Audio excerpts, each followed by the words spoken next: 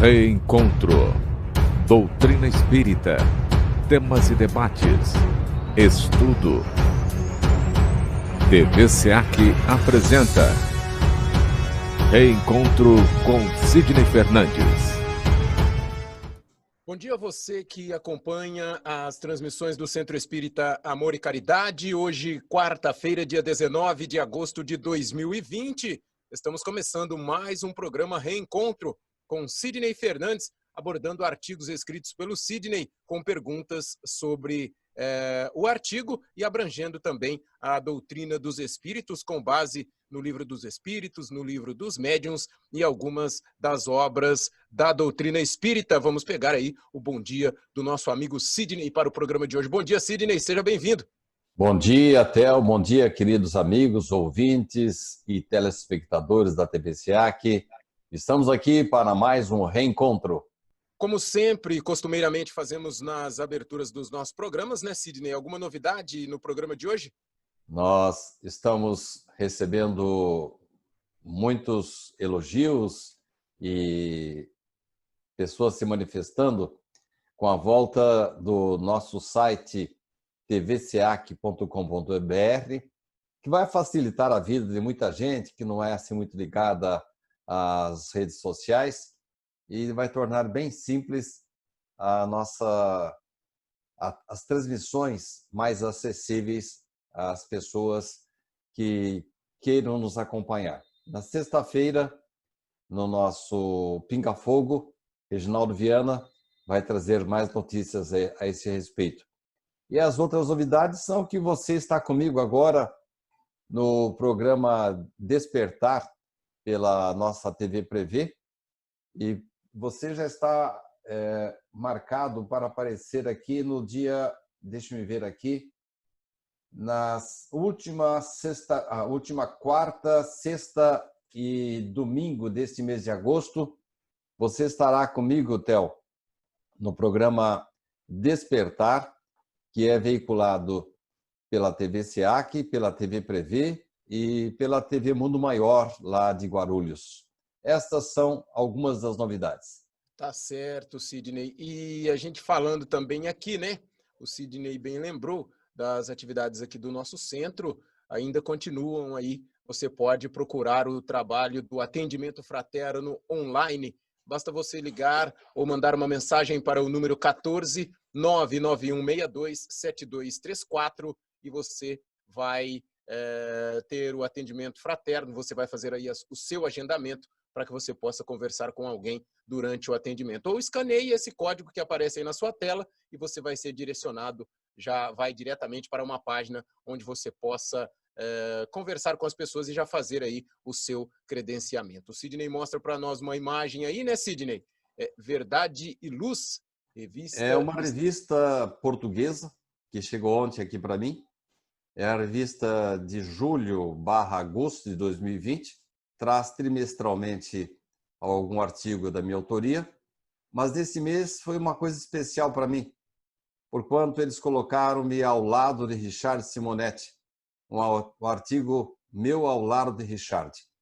Então eu recomendo às pessoas que gostem desses textos de Richard e me seguem também, que consultem. É uma revista portuguesa e ela é conduzida, dirigida pela amiga Maria do Rosário, lá de Portugal. Eu a recebi ontem e estou divulgando aqui para vocês com artigos tanto meu, como do Richard, como do Orson, Wellington Balbo e outros amigos aqui do Brasil. Tá certo, Sidney. Vamos então para a nossa oração inicial, para que a gente possa começar aí já debater, fazer as perguntas para o Sidney sobre o artigo. O artigo de hoje tem por título O que faria Jesus? Daqui a pouco a gente vai falar sobre ele. Mas temos aqui uma mudança, nós tivemos um probleminha no Facebook a semana passada com um arquivo com direitos autorais. Não sei por que isso aconteceu, porque o artigo foi pego em uma biblioteca com músicas de direitos autorais free. Aí tivemos que eliminar aquela música e também, por via das dúvidas, eliminamos as imagens, mas a gente achou uma outra imagem interessante que deixa para vocês durante a nossa oração. Mais uma vez, muito bom dia a todos. Gostaríamos de pedir nesse momento que pudéssemos elevar o nosso pensamento, pudéssemos arejar o nosso ser, que pudéssemos voltar as nossas vistas espirituais para o mundo espiritual, para Jesus, para Deus que está em todas as coisas boas, todas as coisas que nos cercam, todas as sensações que sentimos e todas aquelas pessoas que também, pessoas, animais e seres que habitam esse planeta, esse universo, criados por Deus para convivermos juntos. Gostaríamos de pedir que vocês também, durante o nosso programa, pedissem aos bons espíritos para que intuíssem o Sidney, para que intuam o Sidney em suas respostas, em suas palavras, porque elas possam vir de encontro àquilo que você procura. Porque você pode acreditar em qualquer programa que você participe, seja aqui no Centro Espírita Amor e Caridade, ou onde você sempre costumeiramente costuma visitar a sua religião, a sua igreja, o seu templo, você sempre vai ter uma mensagem que diga alguma coisa para você. E no programa de hoje não é diferente. A gente sempre busca fazer com muito amor, com muito carinho e sempre buscando o bem do próximo. E que no programa de hoje você possa começar a encontrar respostas, possa começar a encontrar o caminho que você procura. E se através do nosso programa, através das nossas palavras, através do nosso bate-papo você conseguir isso, nós ficaríamos muito felizes em ter te ajudado. Muito obrigado pela sua presença desde já, que você possa ficar conosco até o final do programa e que ele seja muito bom para você. Como eu sempre digo, o programa Reencontro está de portas abertas para você a partir de agora. Seja sempre muito bem-vindo. Sidney Fernandes, o artigo de hoje, o que faria Jesus? Eu gostaria de pedir para você, primeiramente, já que a gente não vai ler o artigo na sua íntegra, né, mas você vai dar uma resumida aí e depois a gente faz as perguntas e com as próprias perguntas você já vai trazendo para nós o seu artigo que eu li e achei ele muito interessante. Então você que acompanha o nosso programa, preste bem atenção porque esse artigo e as perguntas que temos e as respostas do Sidney pode trazer muita coisa legal para a sua vivência, para a sua reflexão e para o seu dia a dia. É com você, Sidney. O que faria Jesus se estivesse em meu lugar? Essa frase foi dita por Richard Simonetti num texto extraordinário denominado Função Social do Evangelho. Por sua vez, ele inspirou-se num livro de 1896, mostra a história de um pastor evangélico que, de repente, é surpreendido, a sua igreja é surpreendida com a ida de um indigente. E ele coloca exatamente desta forma para os frequentadores da sua igreja: o que vamos fazer para ajudar este homem? E as pessoas, de uma certa forma, reagem negativamente a esse chamado. E ele diz assim: mas o que faria Jesus em nosso lugar? Esta frase atravessou o século e chegou até Richard e chegou até nós. Por isso, estamos revivendo da forma humilde e modesta que está à nossa disposição e dentro da nossa competência, trazendo a revivescência desta frase forte: o que faria Jesus se estivesse em meus passos?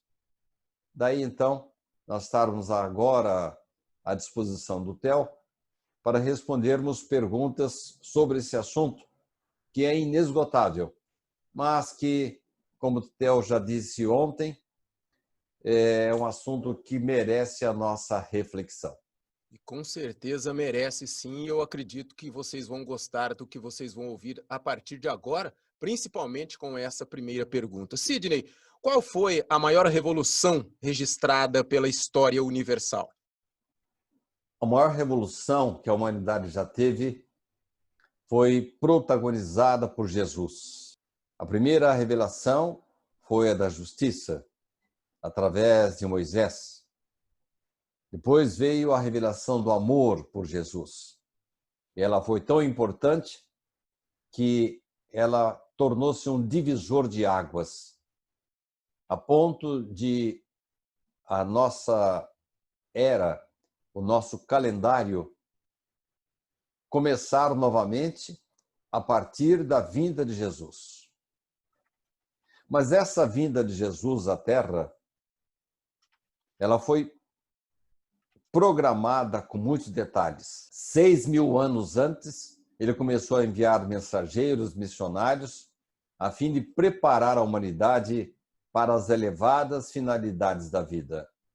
As claridades trazidas por Jesus, os seus exemplos, os seus atos, constituem um seguro roteiro de aperfeiçoamento aqui da nossa vida terrestre.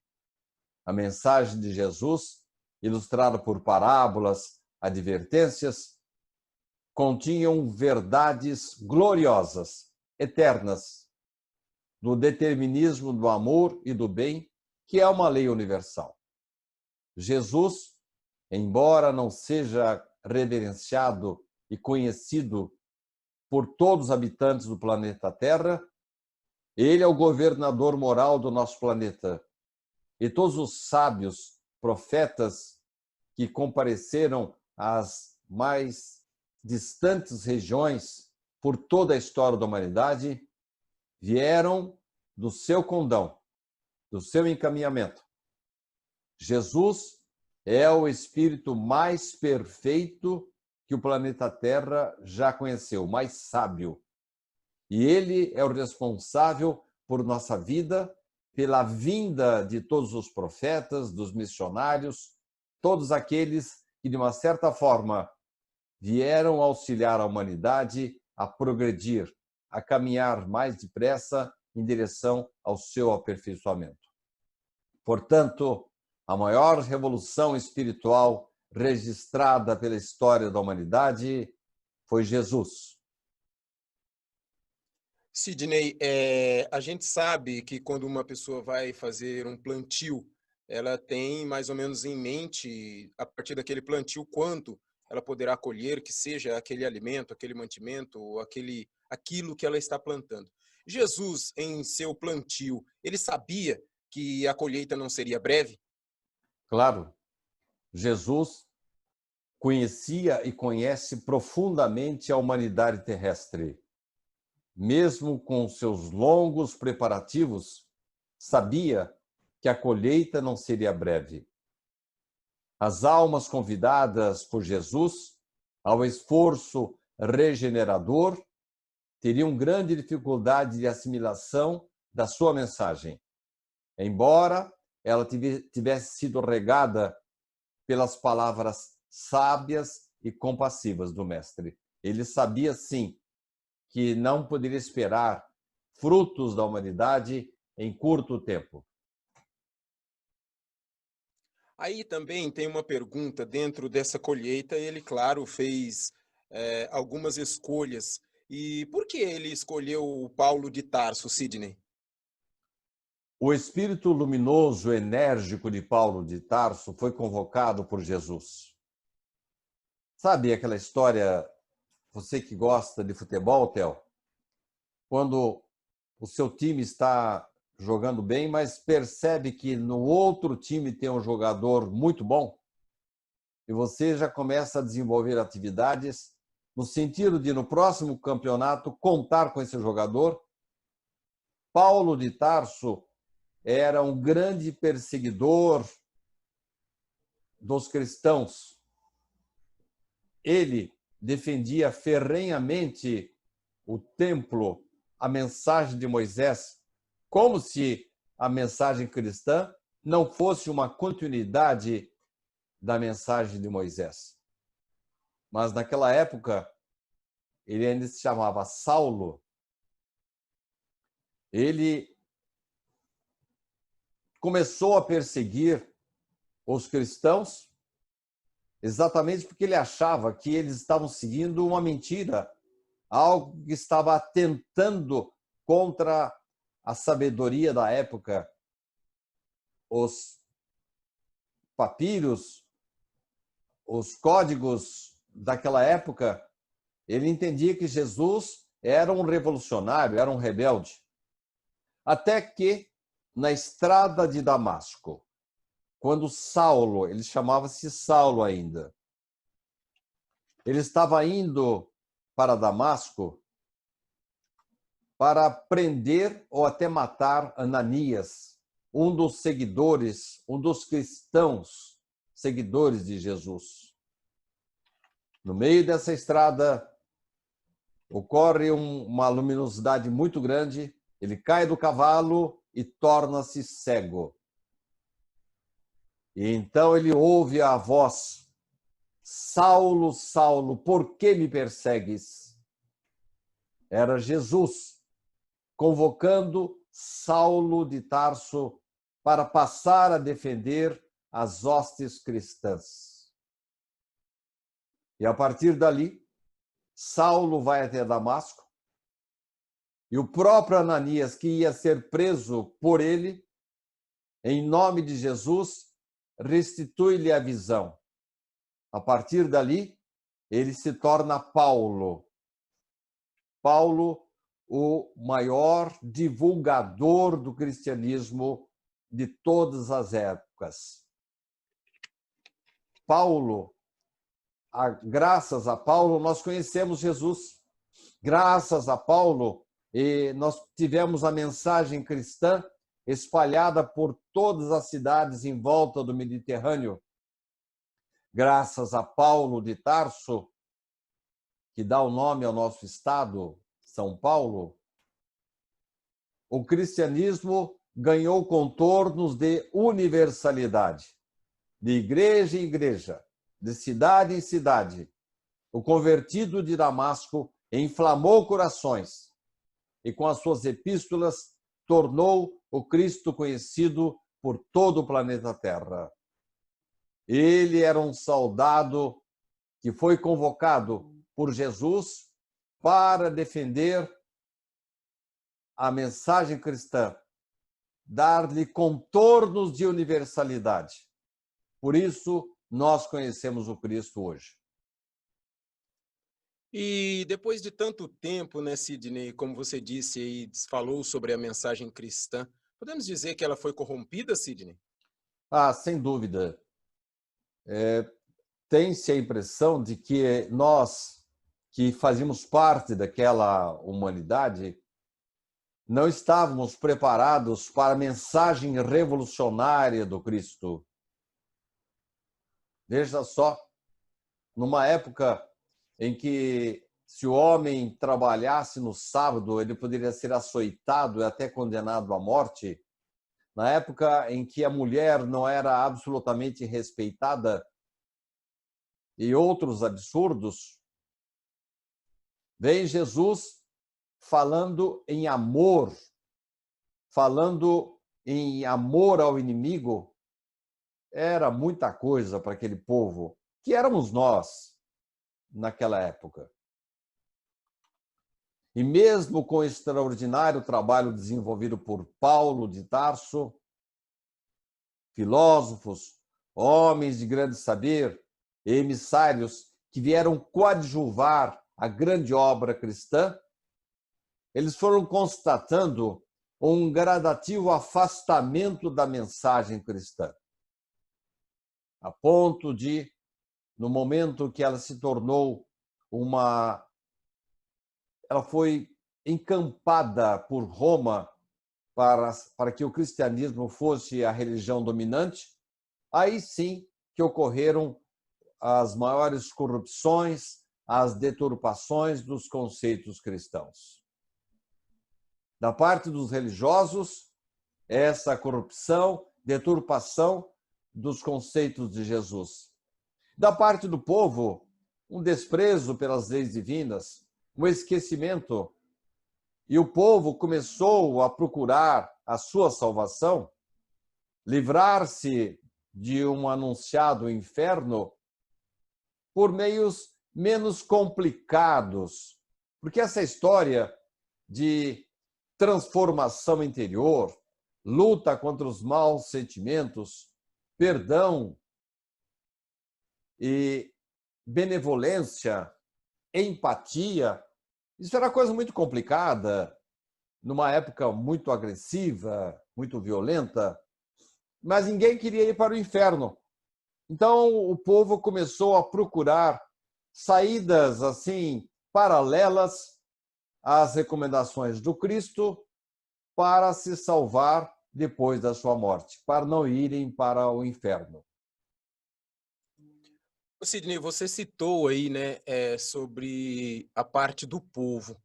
Podemos dizer que, assim como aconteceu no episódio do Bezerro de Ouro, com todo esse tempo até chegar nos dias de hoje, o povo, em geral, se afastou um pouco de Deus? Claro, tem aquelas pessoas que o buscam, mas você acha que uma grande maioria parece que deu um passo para mais distante das coisas divinas, das coisas que Deus pregou como o bem em comum para todas as pessoas, do amai-vos uns aos outros? O amai-vos uns aos outros não foi assimilado imediatamente. Aliás, se a gente for verificar o mundo de hoje, eu me arriscaria a dizer que nós, aqui no século XXI, ainda não assimilamos plenamente essa mensagem. É uma mensagem revolucionária. Nós que lutamos para sobreviver, a primeira pessoa mais importante para nós mesmos somos nós. E falar em estender a mão para o semelhante, falar que nós vamos relevar os atos do agressor, como amar um estuprador. No livro O Monge e o Executivo, ele trata desse assunto dizendo que Jesus não trouxe nada de impossível, mostrando que o amor ao inimigo não é abraçar o inimigo, beijá-lo, é sim não agir como ele. Porque a partir do momento que nós nos vingamos, a partir do momento que fazemos o que o inimigo fez para nós, nós estamos nos igualando a ele. E essa mensagem é tão revolucionária que até nos dias atuais nós ainda não conseguimos aplicá-la. No Jornal da Cidade de hoje, dia 19 de agosto de 2020, ele publicou um artigo meu que fala sobre a depressão. O título dele é A Depressão Tem Cura. E eu falo exatamente isso nesse artigo. A de que nós temos circuitos do medo que nos trazem a depressão, trazem a ansiedade, o medo. E nós temos que lutar contra esses circuitos que trazem mal-estar para nós. Mas está na nossa frente a empatia, a generosidade, a misericórdia, colocar-se no lugar do outro, a solidariedade, são os remédios ideais para superarmos a depressão, para superarmos a ansiedade, o medo que ainda existe dentro de nós, principalmente nesse momento difícil porque passa a humanidade. Ora, eu estou trazendo aí a observação de uma pesquisadora, de uma cientista chamada Ana Beatriz Barbosa. Ela está dando-nos o antídoto à depressão, ao medo, a maneira de a gente vencer. Mas ela está trazendo alguma novidade? Não. Ela está revivendo, está refrescando a nossa memória com os ditames do Cristo. Jesus espalhou o amor pela humanidade. Mas parece que essas sementes ainda não pegaram. E parece que nós estamos precisando ainda sofrer, ter dor, para assimilar a mensagem cristã. Ontem, no meu Evangelho do Lar, eu li uma mensagem de Emmanuel que fala das bem-aventuranças. Que as pessoas acham que elas serão bem-aventuradas simplesmente porque estão sofrendo. Mas não é o sofrimento que nos traz o acesso às bem-aventuranças. A dor, a doença, é simplesmente um meio de que Deus se utiliza para modificar o nosso interior. E quando nós aprendermos a colocar a semente cristã em nossa vida e ela começar a florir, e aí então esses circuitos de medo, de ansiedade, eles vão diminuir ou até desaparecer. Aí sim, nós poderemos fazer jus às bem-aventuranças. Enquanto isso não acontece, nós precisamos sim criar um sistema próprio para passar a agir como agiria Jesus se estivesse em nosso lugar. Sidney, falamos aí, né, desse meio que afastamento das pessoas de Deus. Isso pode ter criado essa palavra com a qual você vai nos trazer agora o significado? O que são indulgências? Como eu falei na resposta anterior, as pessoas começaram a procurar saídas assim paralelas para livrar-se do sofrimento do inferno. Algumas materialistas nem acreditavam que existiria alguma coisa além da morte. Mas com o passar do tempo, as pessoas se tornaram espiritualistas, não espíritas, espiritualistas. A maioria das pessoas acredita que ela vai sobreviver à morte. Isso já é uma grande maioria das pessoas acredita nisso. Uns 30% talvez não acredite. Agora, desses 70%, as pessoas acreditam, mas não se preparam para a vida além da morte. Com esse medo que esses 70%, na época de Jesus, eu acredito que o percentual de espiritualistas não era tão grande, as pessoas acreditando em alguma coisa além da vida. Mas, pois bem, uma grande parte da população achava que iria sobreviver à morte. Mas, diante da consciência pesada dos seus pecados, essas pessoas ficaram com medo do inferno. Principalmente depois que o sábio italiano Dante Alighieri escreveu a trilogia que modificou a cabeça de muitas pessoas. Dentre elas, ele escreveu sobre o céu, o inferno e o purgatório. Mas a obra que fez mais sucesso, sem dúvida, foi o inferno. A partir do inferno de Dante, que ele escreveu de acordo com visões que ele teve em desdobramentos espirituais, e nós, espíritas, imaginamos que ele tenha tido a oportunidade de fazer uma visita ao umbral, esse umbralzinho que está aqui em volta, porque se ele conhecesse outros umbrais, a coisa ficaria pior ainda. Mas a partir de Dante Alighieri, o inferno, que era assim uma crença não muito séria, o pessoal acreditava, mas não acreditava, o inferno tomou contornos viscerais. E ainda mais com as ilustrações da obra, dessa principal obra de Dante Alighieri, O Inferno, todo mundo começou a ficar com medo do inferno.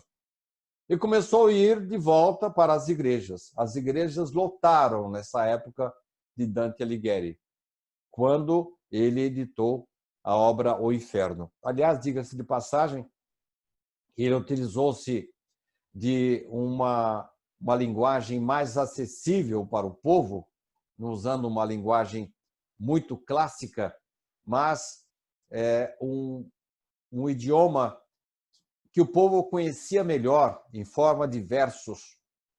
Mas aí muitas pessoas ficaram num beco sem saída. Eles não queriam ir para o inferno, estavam com medo do inferno, mas também não estavam muito dispostos, não se sentiam em condições de praticar aquilo que Jesus havia recomendado.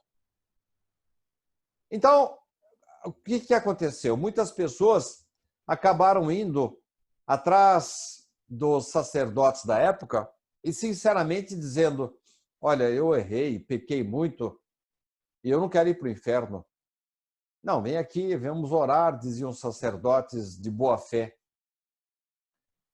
Mas alguns queriam fazer algo mais para poder limpar os seus pecados. Então, assim, honestamente, os sacerdotes da época recomendaram: olha, faça um bem aí para as viúvas. Naquela época, as diferenças sociais eram muito mais marcantes. Na época de Charles Dickens mesmo, cerca de 20% das pessoas tinham dinheiro, tinham as propriedades. Os 80% restantes eram miseráveis. Não tinha nem o que comer. Então, eu imagino que os sacerdotes tenham encaminhado: olha, você então tem dinheiro, ajude aquela viúva, aquele órfão, ajude a igreja. E a coisa começou a andar. As pessoas fazendo alguma coisa para aliviar um pouco os seus pecados. Com o passar do tempo, esse caldo engrossou. Então, foram criados alguns mecanismos, isso na Idade Média, as tais das indulgências. Foi institucionalizada a ida para o céu através do pagamento monetário. A indulgência era a remissão completa dos pecados cometidos depois que o indivíduo fazia uma doação para a igreja. Após adquirir uma indulgência, o comprador estaria com o seu lugar garantido no céu. A partir do século XIV, século XV, depois XVI, essa forma de ganho financeiro passou a ser muito criticada por homens de bem, destacando-se na Inglaterra John Wycliffe, na Boêmia Jan Hus, o Jan Hus. E já no século XVI, o monge agostiniano Martinho Lutero, que esse aí virou a mesa de uma vez contra as orientações do Papa Leão X, que estabeleceu uma tabela, uma coisa absurda. Ó, se você contribuir com tanto de dinheiro, o seu assassinato estará limpo. Mas se você cometeu 2 assassinatos, tem que pagar tanto. Enfim, uma tabela para limpar os pecados. Martinho Lutero, que era um monge que seguia Santo Agostinho, ele insurgiu-se contra essa barbaridade. E ele foi banido da Igreja Católica, mas as ideias dele foram assimiladas pela Igreja Anglicana, por toda a Alemanha, e aí ocorreu uma cisão do catolicismo na época.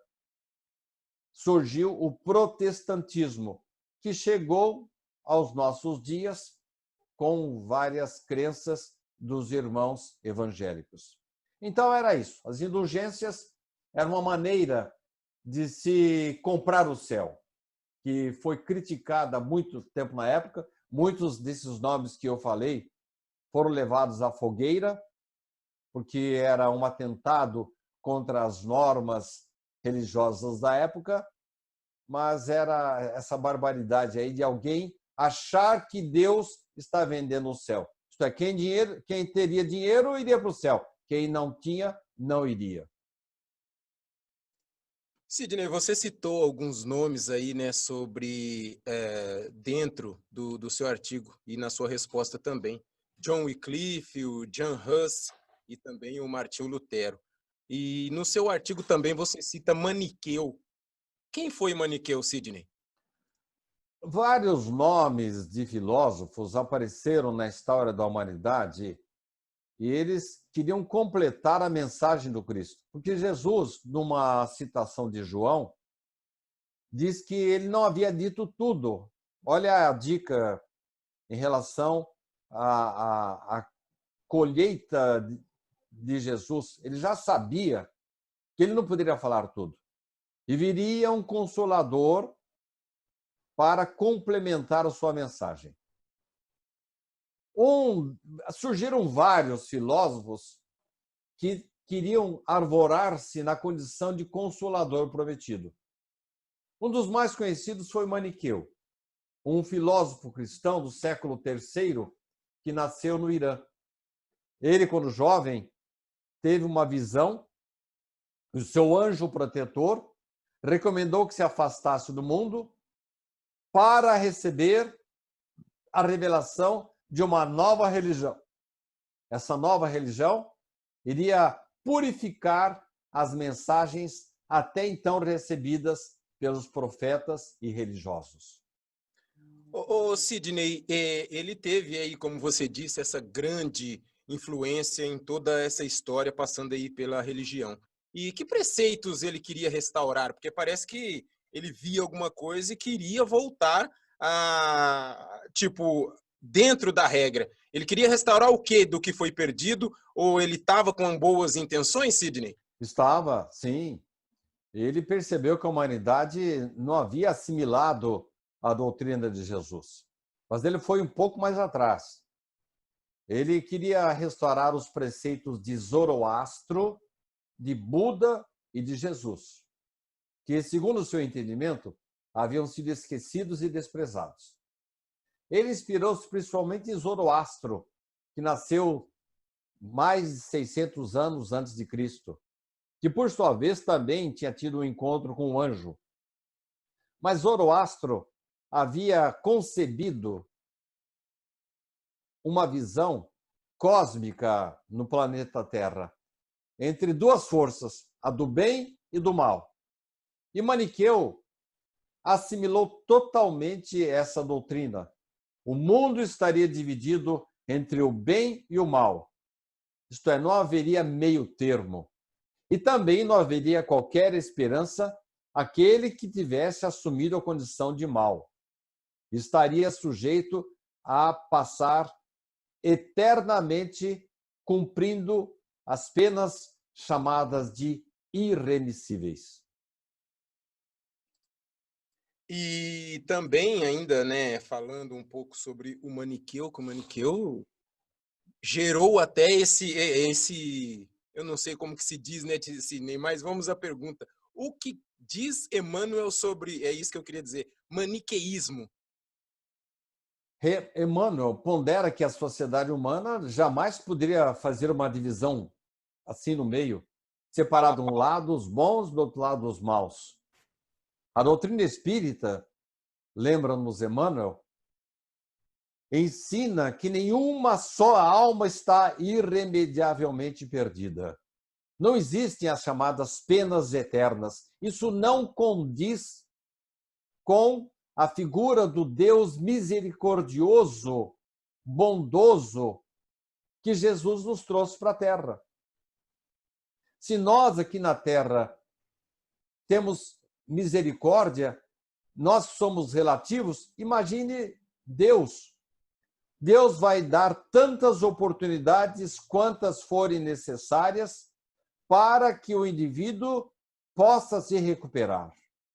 Se aqui nós temos o Instituto das Penas, que podem ser abreviadas, o livramento condicional, que diremos da bondade de Jesus e do nosso Pai Deus. Emmanuel lembra-nos que todos nós somos uma mesma família, bons, mais ou menos, maus.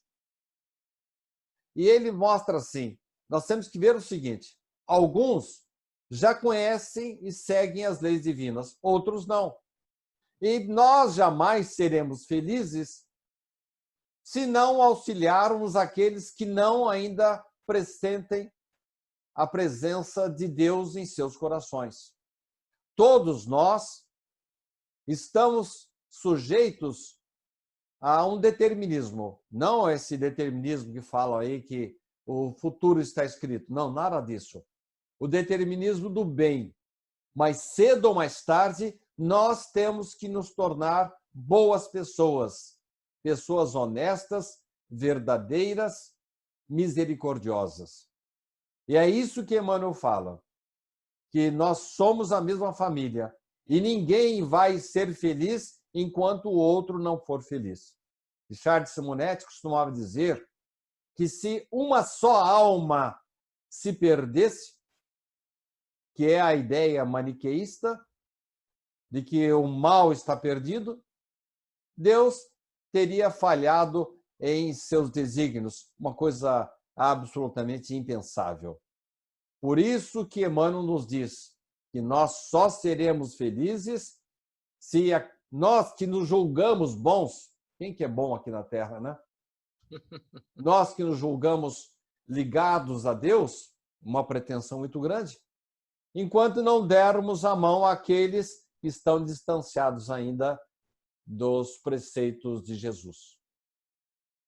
Sidney, a gente pode dizer que as ideias ou o maniqueísmo perdura até os dias atuais? Perdura sim. Infelizmente, algumas pessoas ainda pensam que elas ostentam um título qualquer, basta colocar um crachá dizendo assim, espírita, ou então uma faixa na testa dizendo que é católico ou evangélico, que o céu está garantido. Nada disso.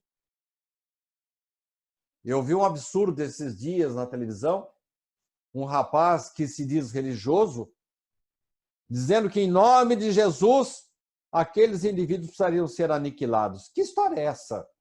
Quando é que Jesus aniquilou alguém? Quem que pode se arvorar em aniquilador do outro? Jesus nos ensinou, e o Espiritismo reitera isso, que nós devemos estender a mão àquele que está errado e respeitar a ideia dos outros. Então, o maniqueísmo existe ainda. E tem principalmente na área política, administrativa, econômica, social mesmo. Quando você fala que uma pessoa não presta, que ela é irrecuperável, e não levanta, não cogita das suas qualidades, isso é pensamento maniqueísta. A gente, quando fala, por exemplo, num traficante, só mostra a parte errada dele, é um criminoso. Mas não sabe que, às vezes, é um bom filho, uma pessoa que ajuda a sua comunidade. Ah, mas ele faz isso por interesse. Não importa. O que importa é que a gente faça o bem. Então, o maniqueísmo ainda, infelizmente, existe. E eu não estou falando de outras religiões, não. Às vezes, no próprio meio espírita, o indivíduo fala, não, isso é um espírito obsessor, não dá atenção para ele. O que é isso? Quanto pior o indivíduo, mais ele precisa da nossa mão, da nossa ajuda.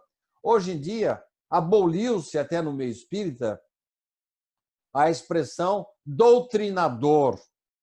Hoje, fala-se em esclarecedor. É a mesma coisa? É quase a mesma coisa. Mas as pessoas hoje, ao invés de querer doutrinar o espírito, vai tentar abrir os seus olhos. Segundo Emmanuel, o mal é um doente da alma. Daí ele derruba totalmente a doutrina maniqueísta. Aí você falando, né, Sidney, sobre isso, vem para a gente o pensamento. A moral do Cristo é o único antídoto, então, contra o radicalismo do bem e do mal. Nós temos que respeitar todas as filosofias e religiões. Mas se a gente for examinar todas elas, elas desaguam na moral de Jesus.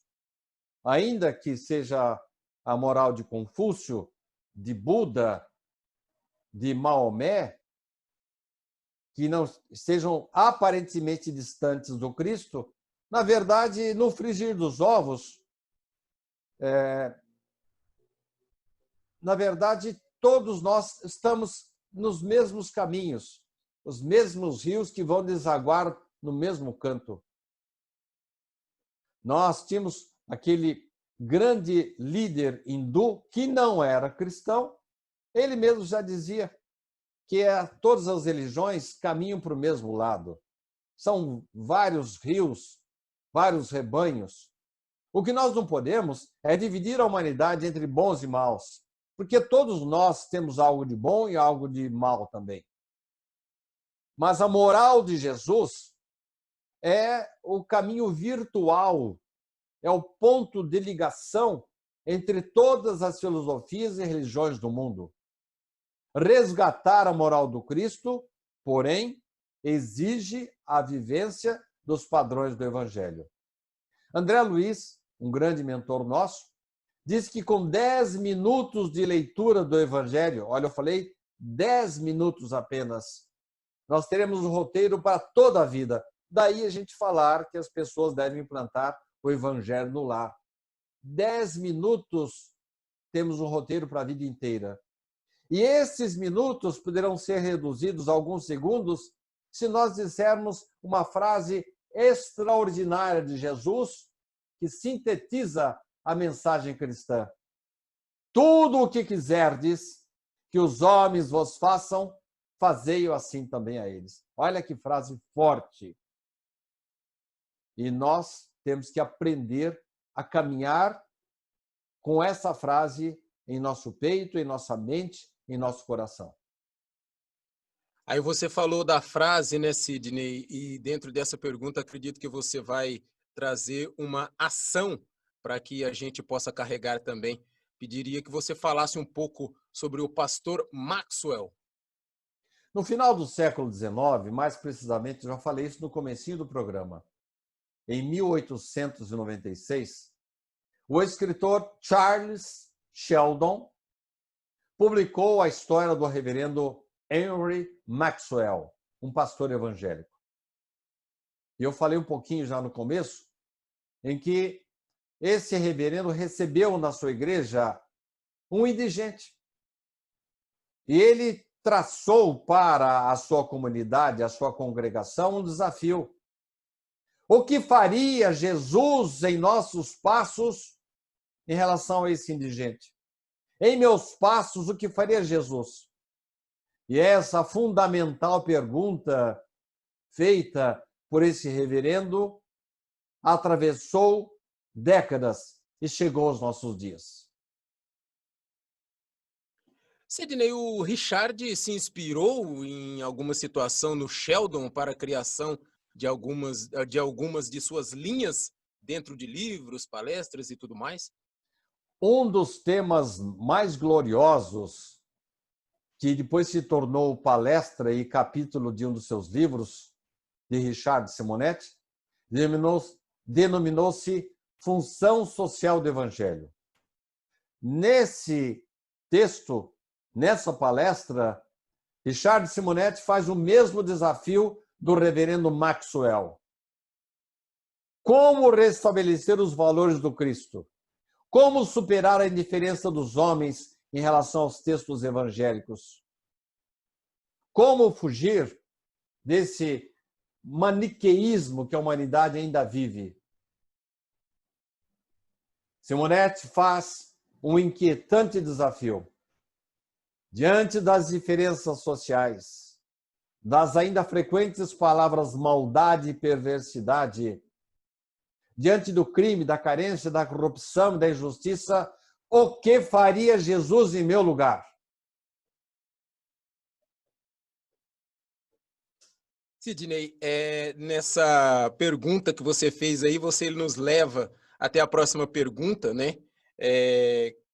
Essa indagação, em meus passos, o que faria Jesus? Isso foi tipo, sei lá, um grito de libertação, um brado de alerta? Sim. Essa indagação teve como objetivo emitir um brado de alerta diante das situações que vivemos, convidando-nos a seguir os passos do Cristo e a buscar uma melhor maneira de viver. Parece que colocar Jesus em nosso lugar é uma coisa difícil. Não. Para alguns de nós, essa frase vai soar como um estímulo à caridade. Ou para outros vai soar como um impulso para lutar pelo resgate dos oprimidos. Mas para todos, indistintamente, cristãos ou não cristãos, vai representar um chamado à nossa transformação pessoal. Será sempre um questionamento como nós temos aproveitado as oportunidades que Deus nos concedeu nessa vida. E será que não é o caso de abrirmos mão de algumas coisas que nós consideramos mais valiosas em favor do próximo, em favor de um bem maior? Simonetti faz um chamamento para a transformação do homem, do qual se espera o despertamento para promover profundas mudanças sociais. O tema Função Social do Evangelho, de Richard Simonetti, evoca Jesus como uma testemunha ocular dos passos humanos, transmitindo-nos o alerta da solidariedade e desapego para todos nós, que infelizmente ainda estamos enrolados, emaranhados nas teias do isolamento e do egoísmo. Sidney, a próxima pergunta eu gostaria de já emendar ela e a outra, né? Porque elas têm mais ou menos uma correlação. Porque a pergunta é a seguinte: o que faria Jesus em nosso lugar e o que faria Jesus em meu lugar? Em primeiro lugar, quando a gente fala em Jesus, a gente acha que ele teve palavras fortes, frases fortes, como uma mera retórica. Negativo. Jesus foi o único dos profetas de todos os sábios da humanidade que trouxe uma teoria, trouxe um texto, trouxe uma mensagem e vivenciou essa mensagem, exemplificou essa mensagem. Não estamos diante de uma mera retórica quando ele nos convida a orar pelos que nos perseguem e caluniam. Prova disso é que quando ele estava na cruz, diante dos seus executores, ele falou assim: Deus, perdoa esses pobres coitados aí, eles não sabem o que fazem. Isto é, Jesus considerando os seus crucificadores como doentes do espírito, doentes da alma. E se nós pensarmos bem, em cada situação da vida, nós precisamos treinar a demonstração das marcas do Cristo. Em qualquer situação, nós vamos poder praticar Jesus. Junto ao trabalho, junto à pobreza, à parentela, à dor, ao trabalho profissional, à comunidade, ao país, em cada posição da vida e nas ações mais comuns, nós podemos sim revestir-nos da figura de Jesus e agindo como ele agiria se estivesse em nosso lugar. Chegando aqui, né, mais para o final do artigo, pegando tudo isso, né, Sidney, o que diz Emmanuel sobre tudo isso que a gente está conversando, Sidney? Ele nos recomenda passar em revista diariamente aquilo que aprendemos. Lembra que o homem caído é simplesmente uma criatura, não que deve ser aniquilada, como disse aquele jovem equivocado, mas o homem caído é simplesmente alguém que precisa ser amparado. É um enfermo infeliz. E ele é um elemento eterno como nós. O mestre indicou o combate constante contra o mal, mas espera de nós, homens, a fraternidade legítima por marco sublime do reino celeste aqui na Terra. Essa pergunta que dá título ao seu artigo, ela é uma pergunta fácil de ser até respondida, mas ela é meio difícil em muitas situações, até para nós que somos pouco evoluídos, de ser colocada em prática. Eu digo difícil assim, em sua integralidade, mas a gente sabe o caminho, né? E quais outras perguntas poderíamos fazer para nós mesmos, Sidney, além dessa? O que temos feito das várias vidas que Deus tem nos proporcionado? Várias vidas nós estamos patinando. Podemos dizer que nós já nos transformamos moralmente? Podemos dizer que, como Santo Agostinho recomendava, a cada noite eu estou tentando vencer as minhas imperfeições para que o dia seguinte seja melhor? Eu já consigo superar o ódio e o ressentimento? Hoje eu sou melhor do que fui ontem? Se eu morresse nesta noite, morresse agora, será que eu chegaria na espiritualidade em melhores condições do que eu cheguei aqui? Ou será que nós estamos confundindo ainda religiosidade com presença no centro espírita, no templo evangélico, na igreja católica, no templo messiânico. Aprendemos a ouvir a voz do Cristo? Será que nós já estamos colocando Jesus em nosso lugar e fazendo exatamente o que ele faria em idênticas circunstâncias? Então, como você disse, se é fácil ouvir, aprender, mas é difícil aplicar, se nós respondemos essas perguntas finais satisfatoriamente, não quer dizer que estamos salvos, não. Que somos privilegiados em relação ao resto, não. Não existe essa história de bom e mal. Todos nós estamos lutando. Quer dizer que nós estamos começando a aprender a seguir os passos de Jesus. Sidney, a gente teve uma pergunta aqui durante o programa. Para encerrar, eu vou só fazer ela, né? A Elda Souza Santanelli, acho que no momento em que você falava sobre a depressão, ela diz aqui, ó, Sidney, tomara que a depressão venha a ter cura. Estou de cama desde sábado, agora sinto-me sem forças, medo de tudo. Estou com dores no corpo e com medo de ir ao médico. Não sei de onde vem tanto medo. Apegue-se a Deus. Peça a presença do seu Espírito protetor. Peça a Ele forças para você fazer a sua reflexão. Toda doença, toda dor tem uma causa. E voltando ao tema de hoje, o que faria Jesus em seu lugar? Apelaria para Deus. Apelaria para o seu Espírito protetor. E assim que as forças retornassem, passasse a fazer algo em favor do próximo. Mas eu não posso nem sair de casa com um telefonema, uma mensagem, uma cesta básica que você dê para alguém. Tudo isso mostra que a voz do Cristo está para nós, soando para nós, e está fazendo efeito.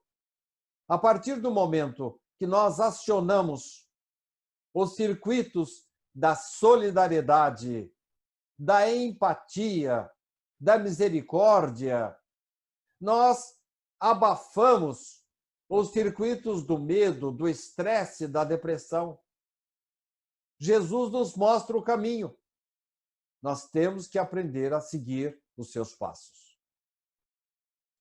Sidney, depois, esse artigo, eu realmente fiquei apaixonado por esse artigo, porque essa pergunta é uma pergunta que ela ajuda com que resolvamos alguns problemas, se não resolvamos, mas ela fala para a gente como resolver. O que faria Jesus em meu lugar? Se analisarmos a conduta e as palavras de Jesus, com certeza a gente vai saber o que fazer. Daí, como eu disse antes, a chegar a fazer, pode ser que a gente tenha um pouco de trabalho, mas nada que, como se diz, uma pessoa que é desenhista, com a prática ela chega à perfeição, e a gente, com a prática dessa pergunta e com a prática das coisas que fez Jesus, com certeza um dia, pode ser que demore, mas a gente chega a perdoar uma pessoa, a entender as coisas que a gente passa, como explica muito bem a doutrina espírita. Depois de tudo isso, Sidney, eu gostaria que você deixasse aí alguma mensagem para os nossos amigos antes da nossa oração final, e se você tiver mais alguma coisa a dizer, fique à vontade.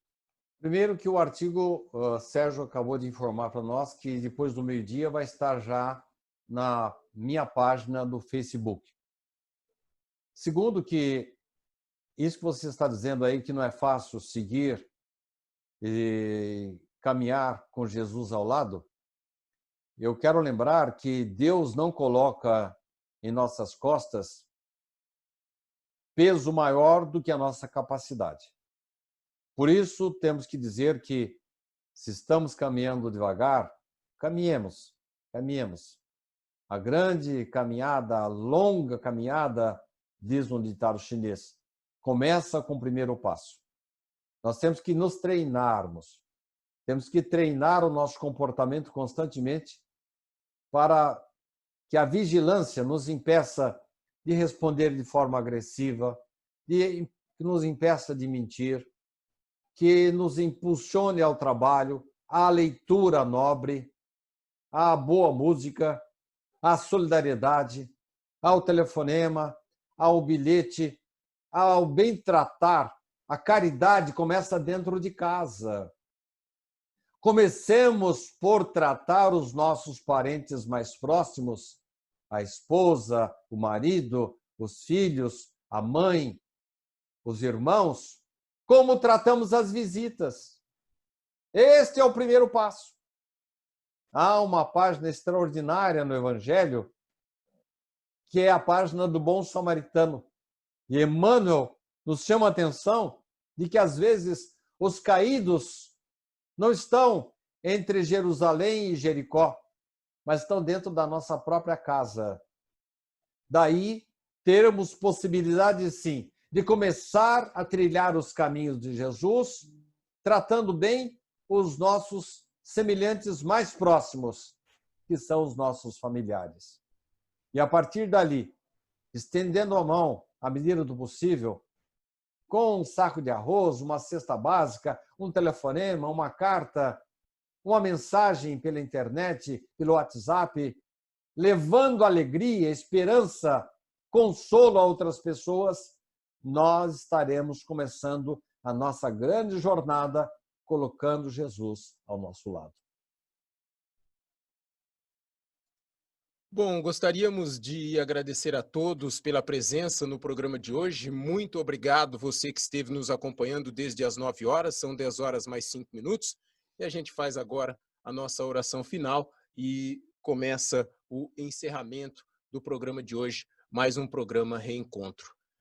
Mais uma vez, muito obrigado pela sua presença. O artigo de hoje eu acredito que deve ter surtido em você o mesmo efeito que surgiu não só em mim, mas, claro, principalmente em uma pessoa como o Sidney, que foi a pessoa que elaborou, que colocou as ideias em uma certa sequência, onde possamos analisá-las e sempre nos perguntar, nos momentos em que estivermos, pelo menos na nossa ótica, passando por dificuldades. O que faria Jesus? Nós gostaríamos que você levasse essa pergunta com você e naqueles momentos onde a gente, como se diz no meio, na família ou entre os amigos, quando a gente estoura, não aguenta mais e acaba falando ou fazendo algumas coisas das quais que, não muito tarde, sempre logo após o ato cometido, a gente vem a se arrepender. Quando falamos alguma coisa para um irmão, para um filho, para um pai, ou até mesmo para um amigo, ou pensamos alguma coisa de alguém, sei lá, se está no sinal pedindo alguma coisa, então vamos levar como norte a nossa bússola, aquela agulha da bússola que sempre aponta para o lugar para que não possamos nos perder. Usemos essa pergunta como nossa bússola. O que faria Jesus? Aí, como diz também dentro desse artigo, o que faria Jesus em meu lugar? E se você estiver com outras pessoas discutindo algum assunto difícil, o que faria Jesus em nosso lugar? Eu encerro deixando essa pergunta para você e espero que você consiga levá-la junto consigo e consiga usá-la e que ela te faça muito bem. A certeza de que ela vai te fazer bem, nós já temos. Agora, nós precisamos saber se vamos conseguir nos lembrar dessa pergunta no momento que convier. Muito obrigado pela sua presença. Estaremos de volta a semana que vem, no próximo Reencontro, toda quarta-feira, a partir das 9 da manhã. E nos encontraremos sexta-feira, a partir das 15 horas, em mais um programa Pinga Fogo. Muito obrigado. Continuem seguindo as redes sociais do Centro Espírita Amor e Caridade, do escritor Sidney Fernandes, e nós nos vemos por aí. Reencontro. Doutrina Espírita. Temas e debates. Estudo. TV SEAC apresenta Reencontro com Sidney Fernandes.